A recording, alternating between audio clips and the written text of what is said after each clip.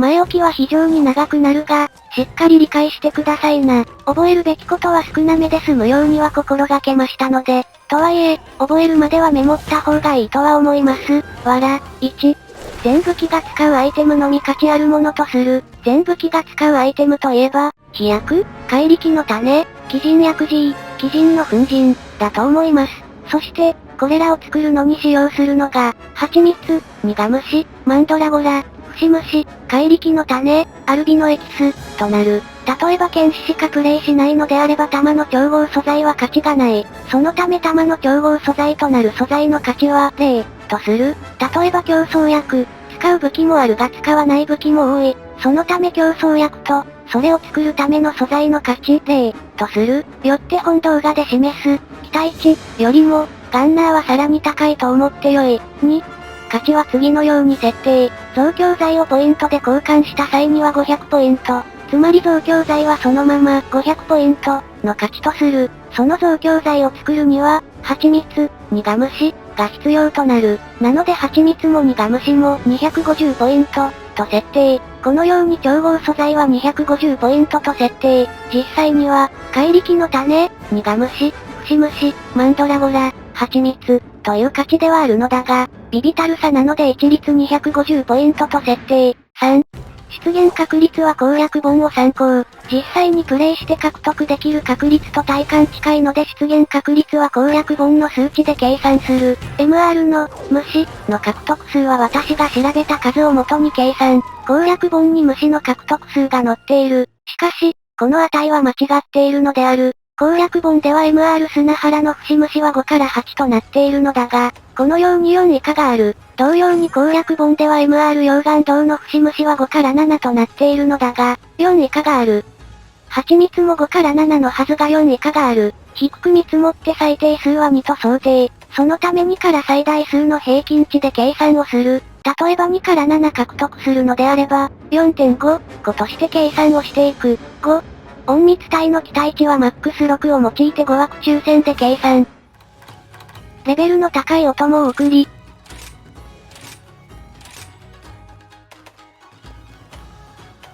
アキンどんぐりを使用する。これにより期待値はマックスの6となり、抽選枠は確定5枠となる。5枠抽選前提で計算はしていく。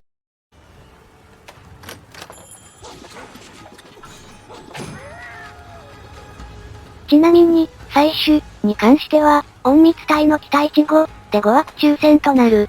モンスター以外であればアキンどんぐりを使わなくても大丈夫。6、計算式、以上を踏まえて計算式を説明しておく。例えば MR 溶岩洞の虫に隠密を送った場合、節虫1つで250ポイント相当。それが2から7個出るので平均 4.5 個獲得できる。節虫が獲得できるのは 25%。抽選枠は5枠。よって1406ポイントの獲得期待値となる。また蜂蜜も価値はある。MR 溶岩洞の虫から蜂蜜も出現する。なので計算式は、蜂蜜1つで250プ相当。それが2から7個出るので平均 4.5 個。蜂蜜が獲得できるのは 10%。抽選枠は5枠。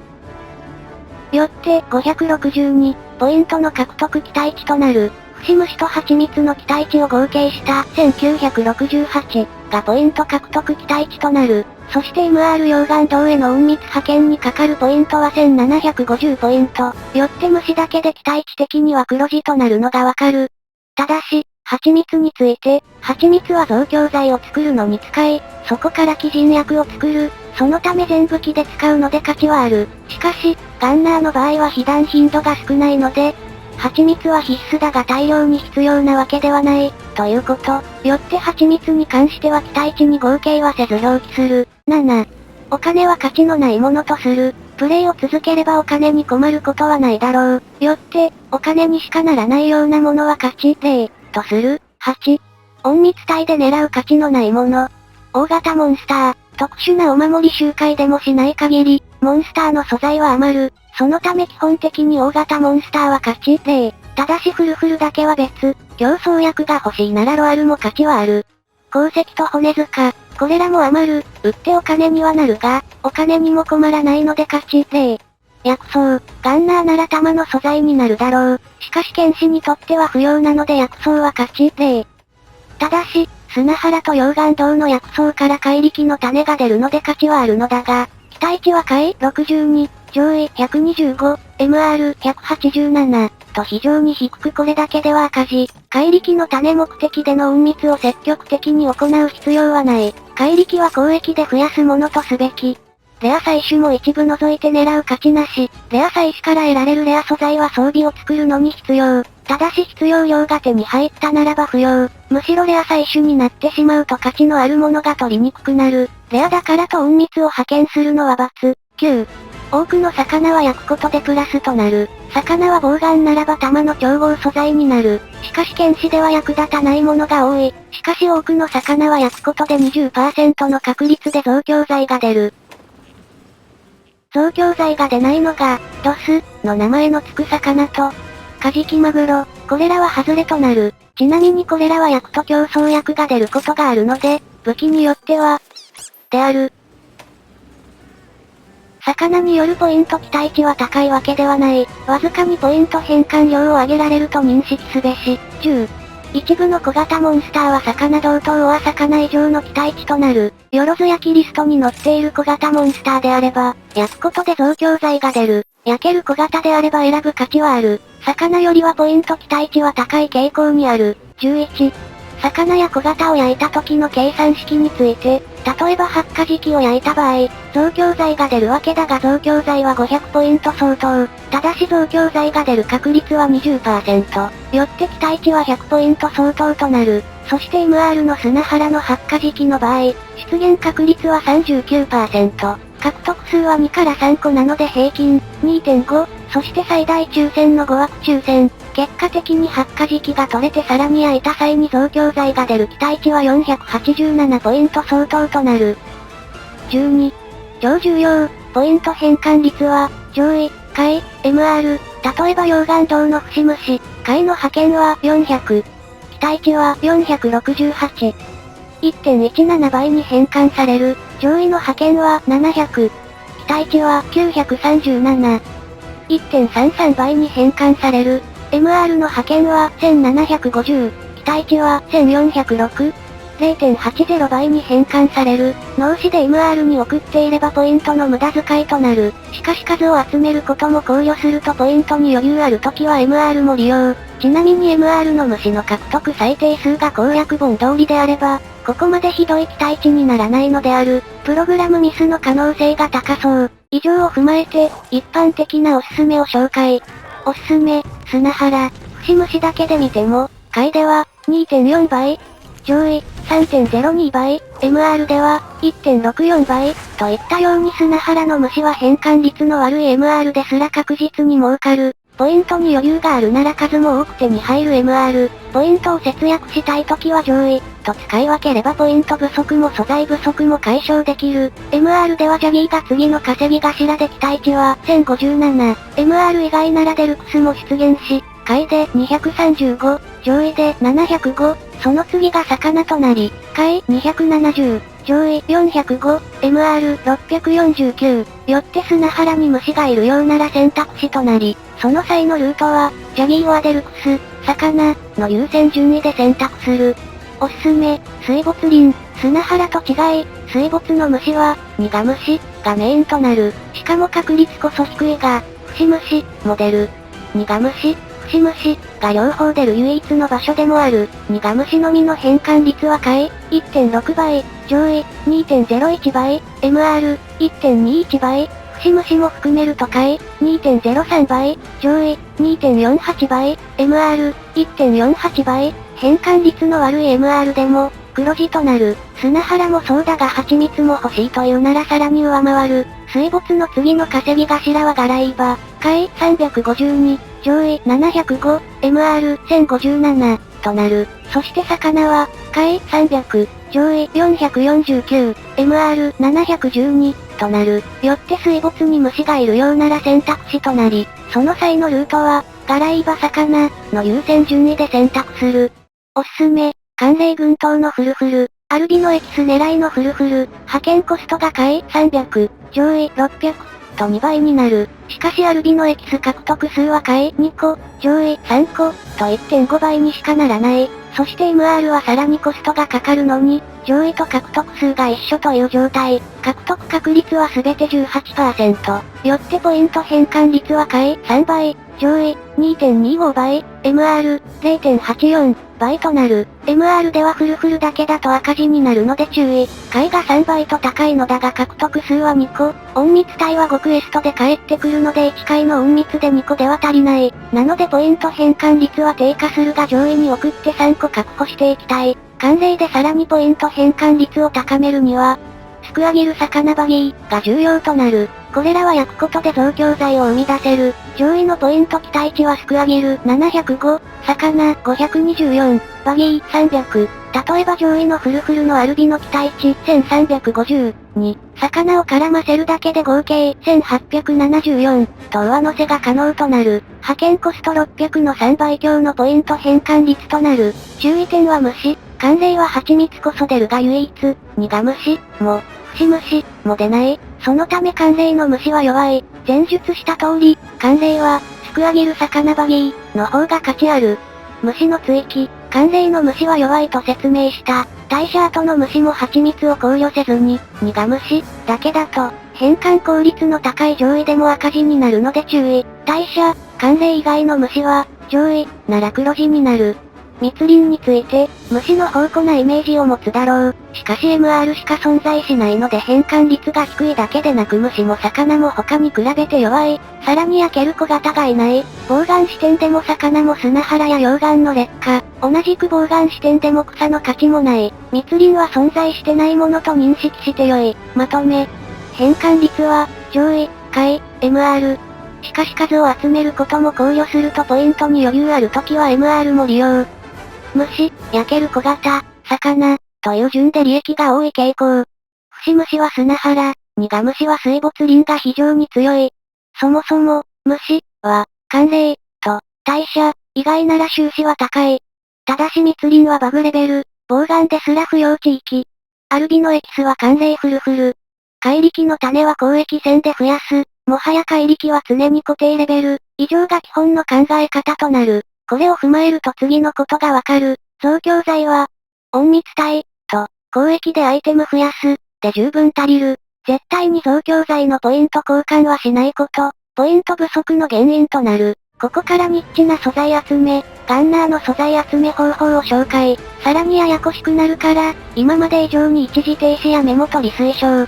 マンドラゴラ。マンドラゴラは溶岩銅と城塞高地のキノコから出る。ポイント期待値ポイント変換率は、溶岩銅塊468、1.4 倍、上位750、1.07 倍、MR1125、0.64 倍、城塞高地 MR750、0.44 倍、MR でなければマイナスにはならない。しかし数を多く集めたいなら MR。なので、溶岩も城塞も他の採取ポイントを理解して赤字補填知識が必須。口述。